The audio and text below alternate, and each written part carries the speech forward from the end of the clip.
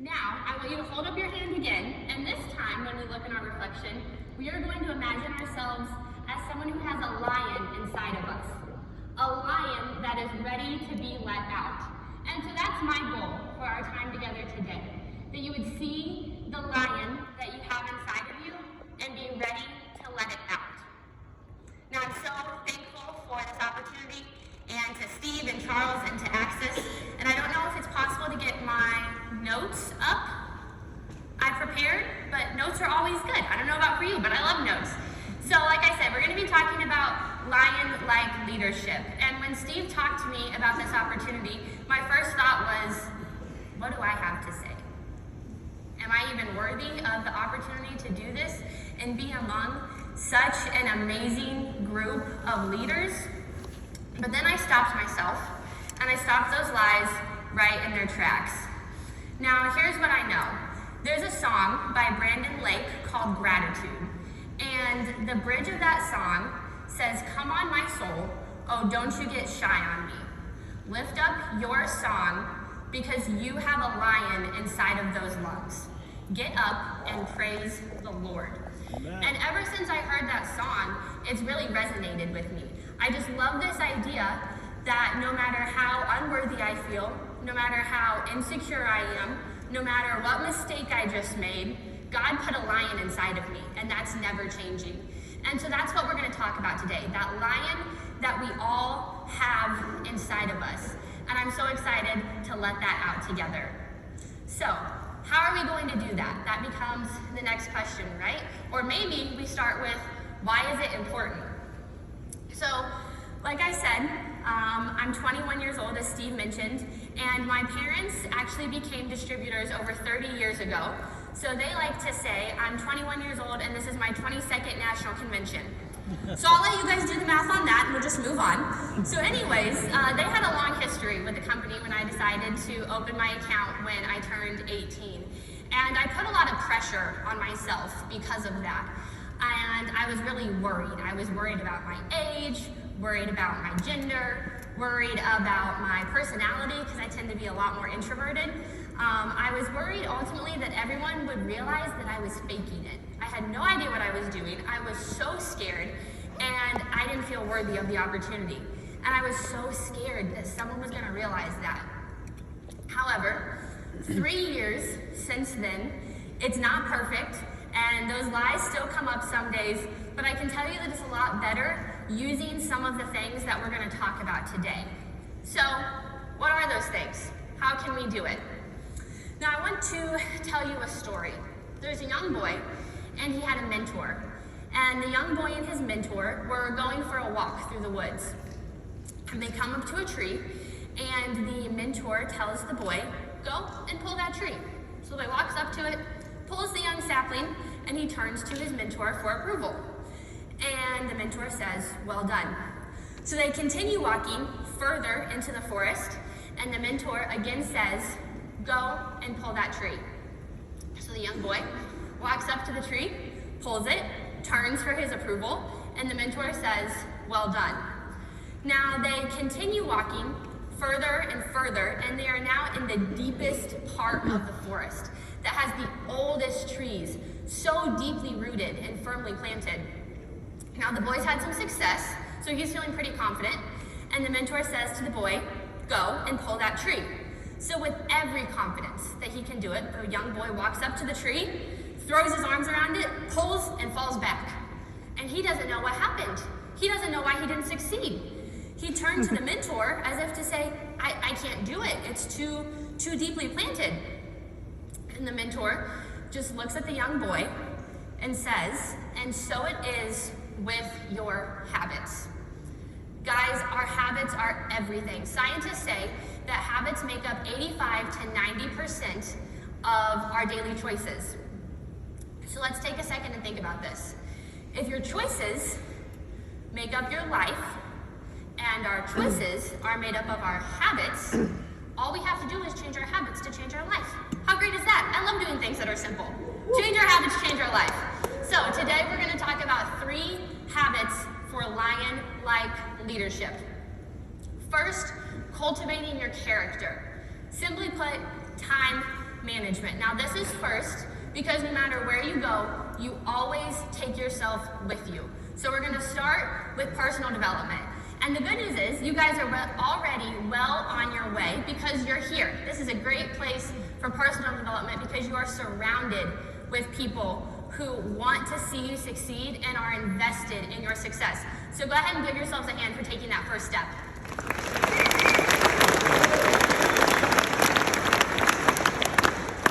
Now, once we leave here, and we can continue our personal daily development through things like books.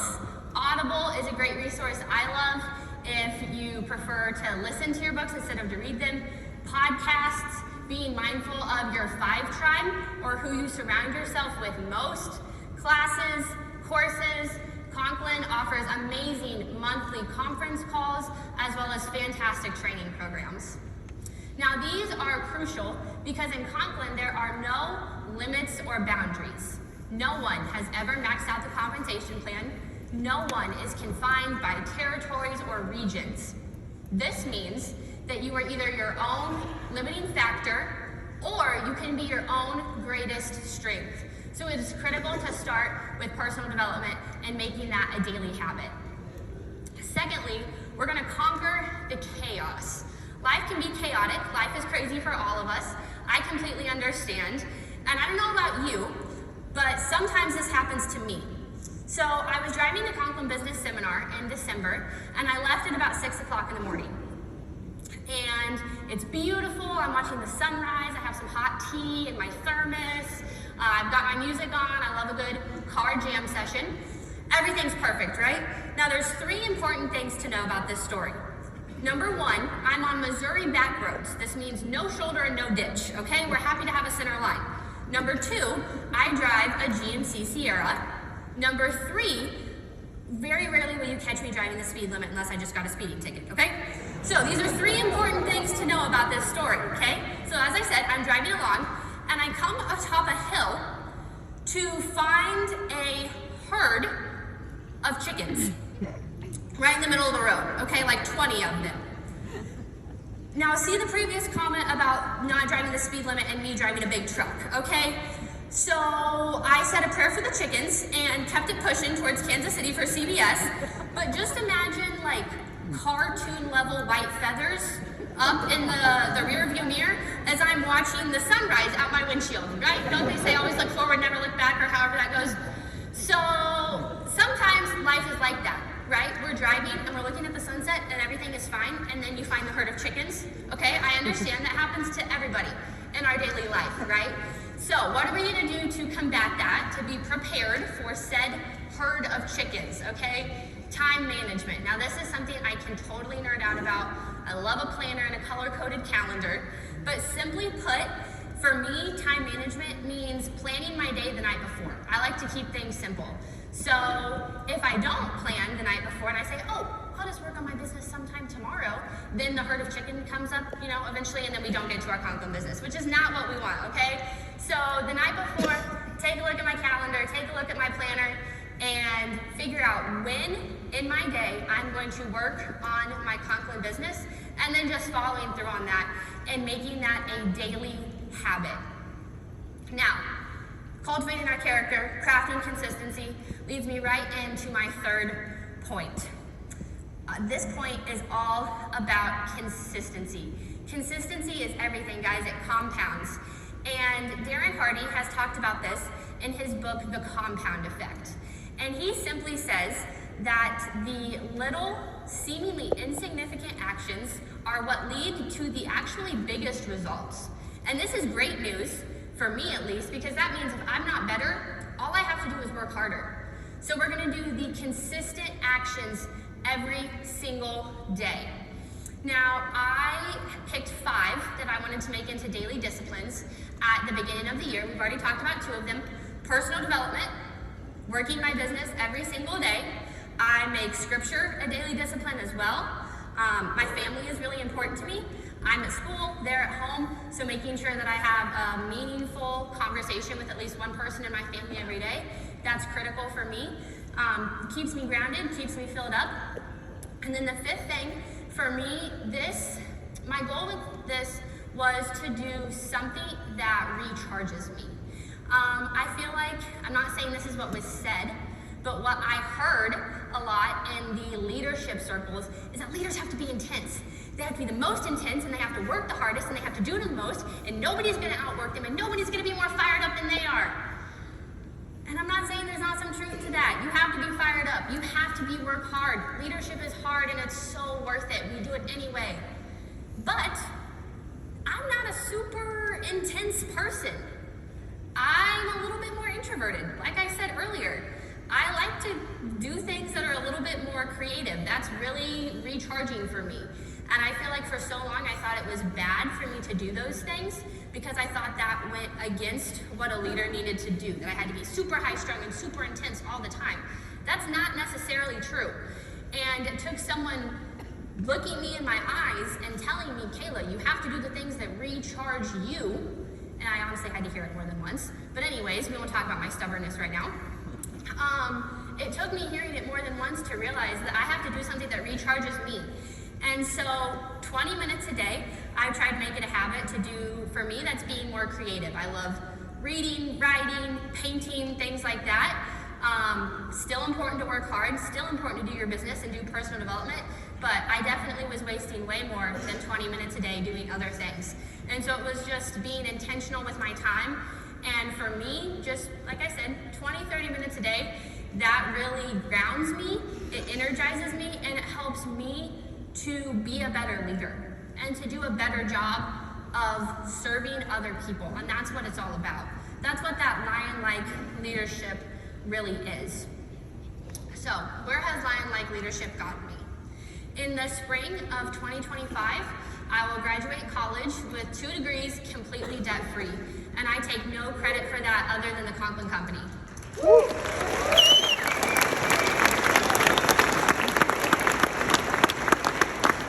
Having lion-like leadership with the Conklin Company has allowed me to travel, spend time with my family, prepare myself for a future, have a career that I am ready to step into full-time as soon as I graduate.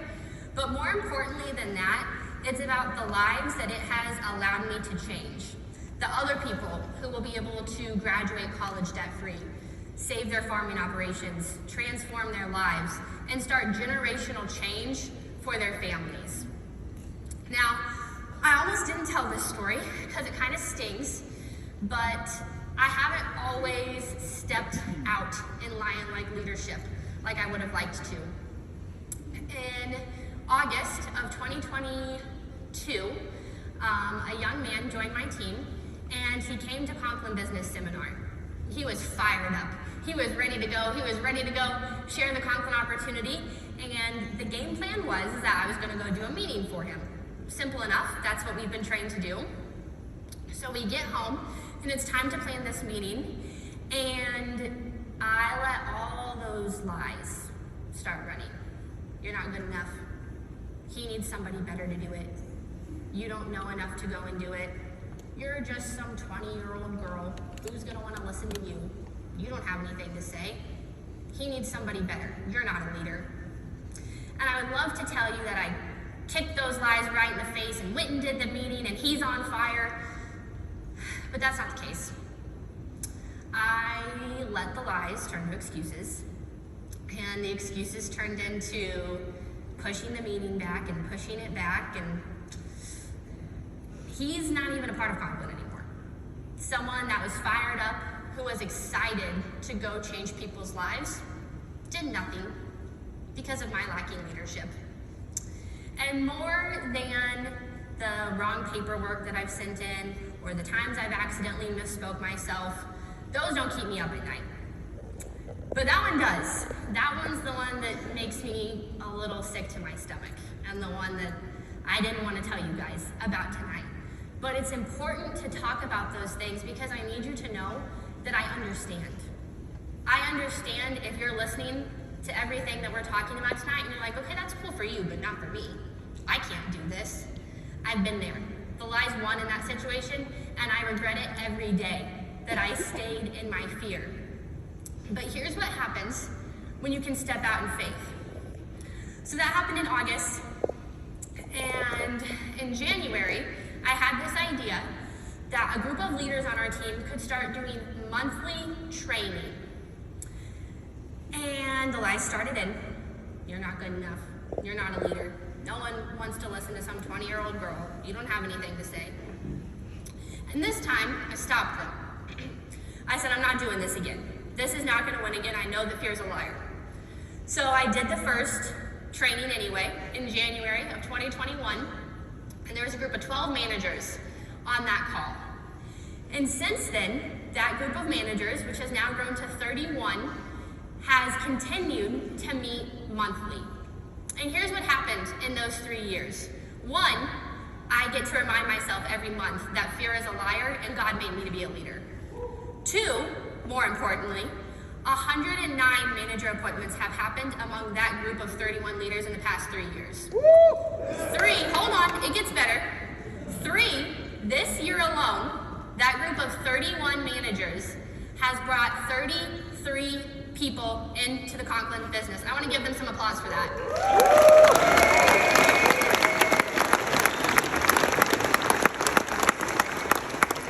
I know you guys are all sitting over here, and I just want you to know how proud I am of you.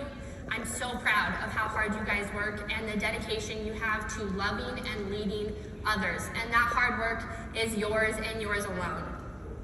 However, I also know that if I would have stayed in my fear, like I did before, if I would have kept making those excuses, if I would have waited for somebody else to do it, I don't know what would have happened. And there's no way of knowing, but that makes me sick to my stomach as well, to think about what might have happened if I would have ignored that whisper that God was putting on my heart. Here's what I know, guys. Lion-like leadership matters. And really quick, I want to talk to the person who's feeling a little bit weary of what I'm saying, and maybe you came here feeling a little bit unworthy. I want you to know that your self-doubt is not from God, and your fear is 100% a liar. God made you to be a leader. You are a leader, and if you don't see yourself as that, you're wrong. Somebody else sees you as a leader because they invited you to be here today. And if you're saying, Kayla, I can't do it, it's hard. I know it's hard. That's okay.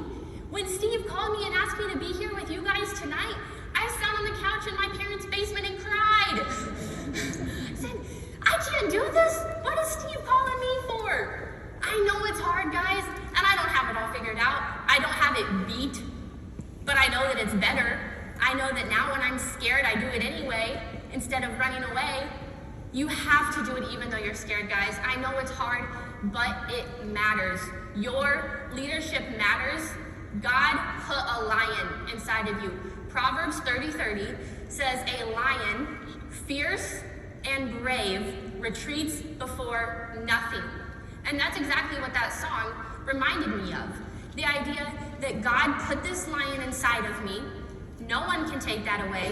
No mistake I make will take that away. Nothing will change it. God put a lion inside of you, and no one or no thing can ever take that away from you.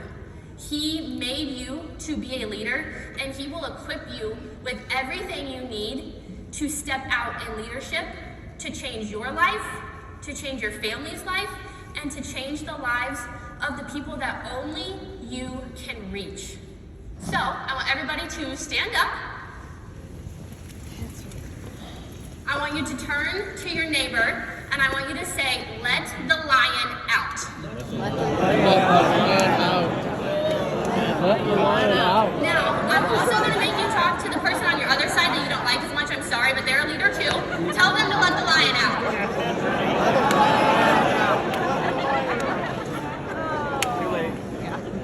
Guys, thank you for this opportunity. Me doing this today gave me another opportunity to step out in faith and ignore that fear that is inside of me. So thank you for this opportunity. You are a leader.